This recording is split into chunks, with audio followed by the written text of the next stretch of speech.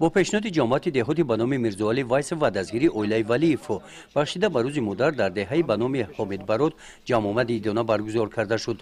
در این چهاربینی 40 نفر زنان دهات دعوت شدند. نخست از نام جماعت دهات و اویلای ولیف بخشیده به روز مادر اشتراکچیون چهاربینی را با شعر و سخنهای تبریکاتی در وصف زن مادر تبریک نمودند.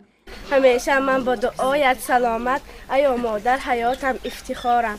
عید بهار، عید مادران از صمیم قلب تبریک تهنیت گفته و شما پیش از همه تنسیتی عمری دراز بهترین خوشی‌های زندگی را آرزومندم. ما رحمت به اون پرزیدنت میگیم که عید مادران را قدر کرده در می همه جا جشن میگیرن.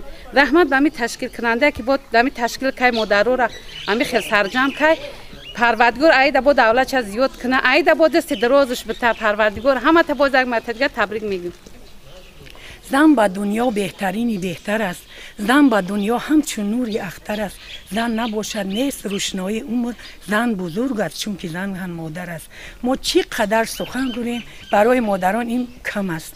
امروز امی مادرای مهربان بانوهای محترم یک تحفه که امی نوچیز هم باشه قبول کنین. از نام ما شما رو تبریک میکنم و از نام شما با او کس رحمت میگم. بگذار در کسب کارشان در زندگیشان موفقیت ببری و تمنا داریم و تحفه اون کس رو از گفت گپو صمیمی قبول کنیم.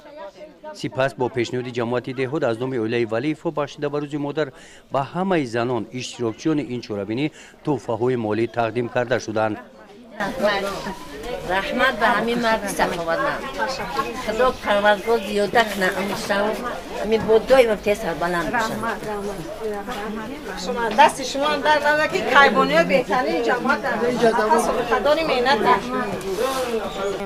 ما از اون فخر میکنیم که این روز دست سخاوتمند دست یعنی قدر آدما را جمع کردن دستگیری کردن. ما با اون تنسیتی خاطری جمع آرزومندیم. بگذار آفتابی سری خاندانش باشه تمام خوشبختی و تمنا دارم. بگذار سرور دولت ما زنده باشد تمام خوشی های زندگی را که امروز ما در آسمان صاف و بی‌غبار زندگی کردیم تمنا داریم.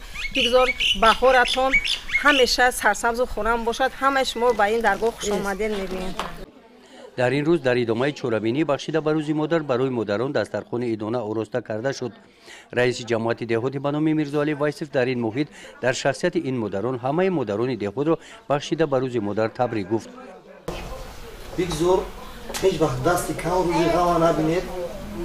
از نام جماعت میرزاعلی وایسف از نام سرکار ولیف مظفر جان همه شما رو تبریک گفته.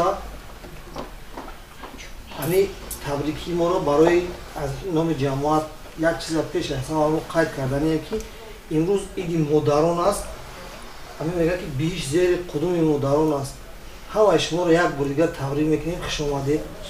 در این روز با پیشنهاد جماعت دهات و اقدام اویلای ولیف بخشیده به روز مادر به زنان سینشون از 100 بالا تحفه های ایدانه برده سپاریده شدند.